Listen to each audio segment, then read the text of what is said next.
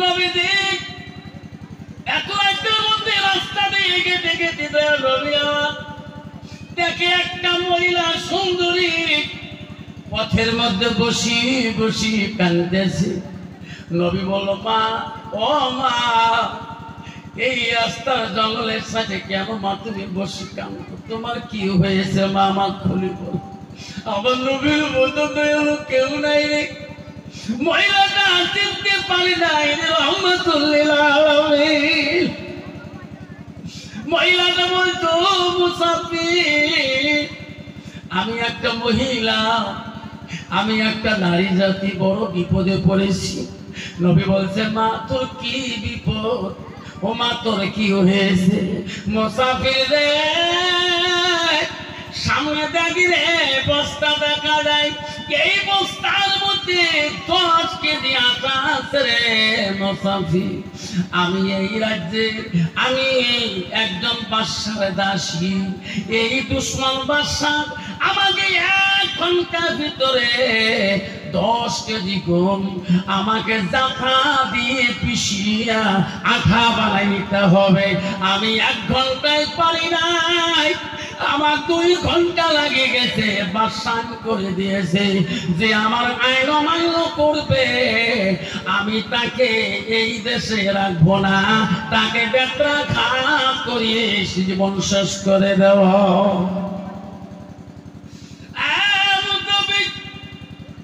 আমি বাদশার কাছে অপরাধী, এই আটার বস্তা নিয়ে আমি যেতে পারি না। বাদশাহ, আমি 1 নম্বর দাসী, আমি 1 ঘন্টা পারি নাই, 2 ঘন্টা সময় লেগেছে।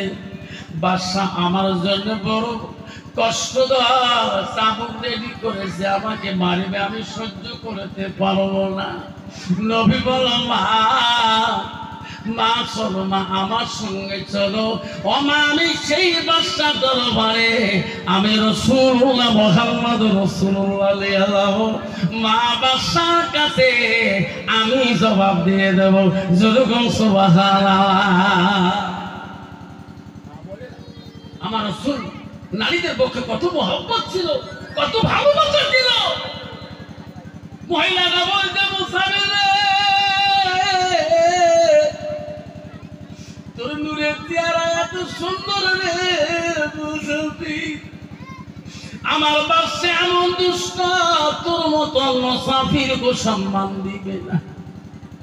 আমাকে নিয়ে যাস না, যাস না। কোন মানুষ তার কাছে সম্মান পায় নাই। রাসূল বলছে, ও মা গো চল, আমি নবী যাব। মহিলাটা বলছে, ওরে মুসাফির, বাদশা আমার জন্য চাবুক রেডি করেছে, আমি ওই চাবুকের আঘাত সহ্য করতে পারবো। নবী বলছে, মা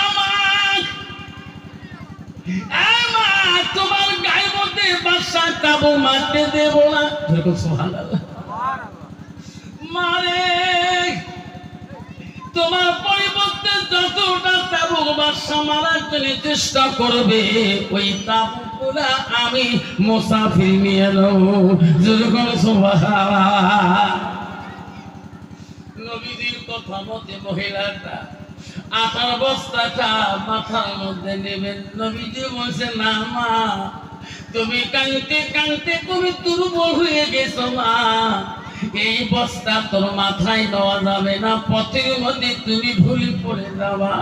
আমার মাথায় তুলে দাও, আমি এই গাছুরি বস্তাটা নিয়ে ওই নিষ্ঠুর বাদশার দরবারে চলে। মহিলাটা বলছে, মুসাফির রে, এই বাদশার বস্তাটা পাকলা না পাক, তোর নূরানি চেহারা মাথার মধ্যে দোয়া সম্ভব। নবী বলতে, মা গো, তুমি এই বস্তা মাথায় নিয়ে বাদশার দরবারে যাইতে রাস্তায় পড়িয়া যাবে না।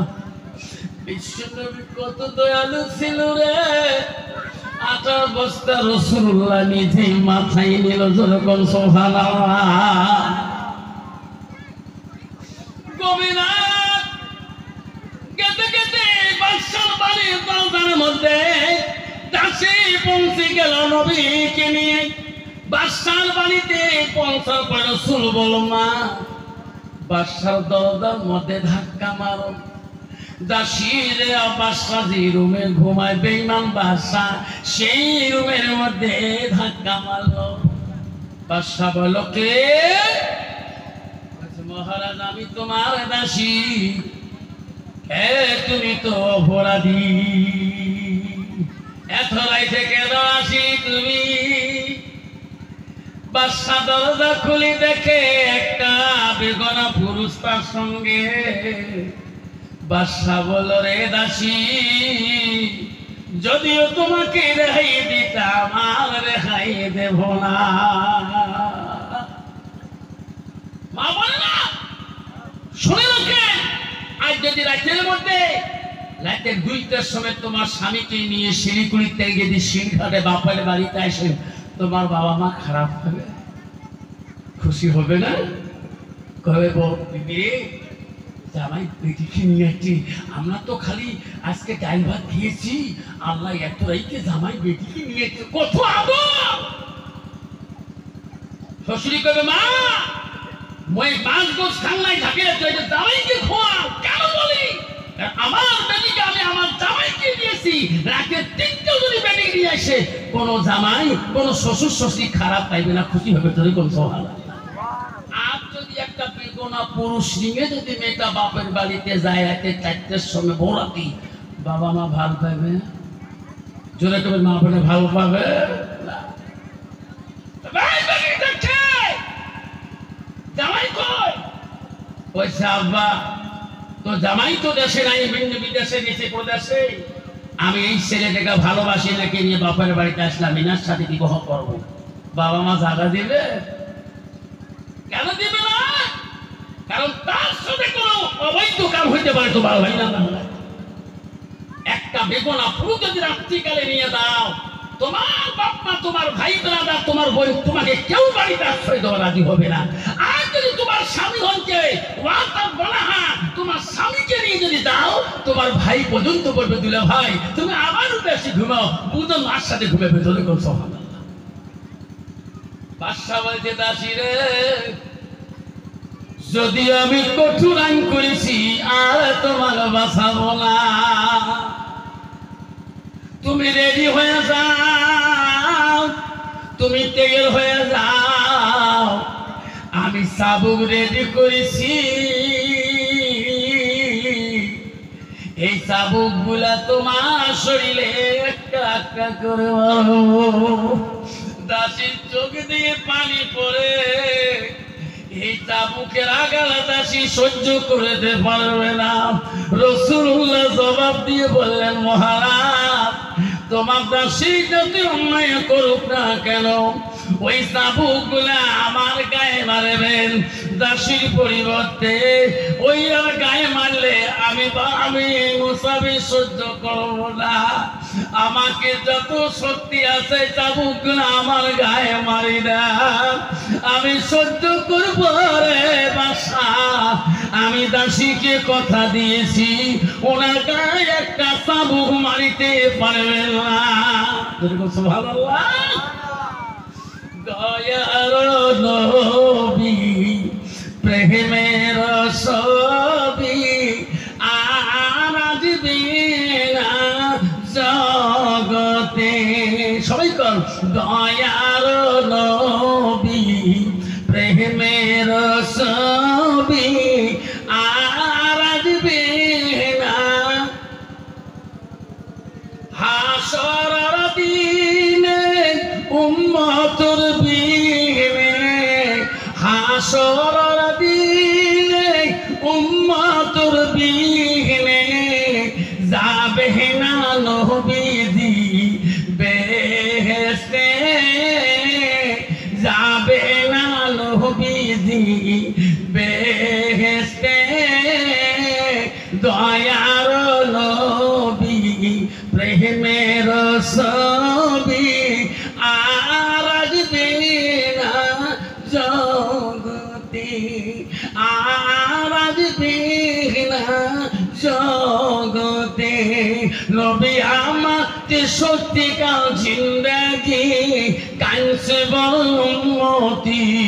63 কাল জিন্দাগি কানছে উম্মতি এখনো কান্দে শুয়ে মদিনাতে এখনো কান্দে শুয়ে মদিনাতে দয়ার নবী প্রেমের ছবি আর আসবে না জগতে আর আসবে না জগতে নাই থাকবে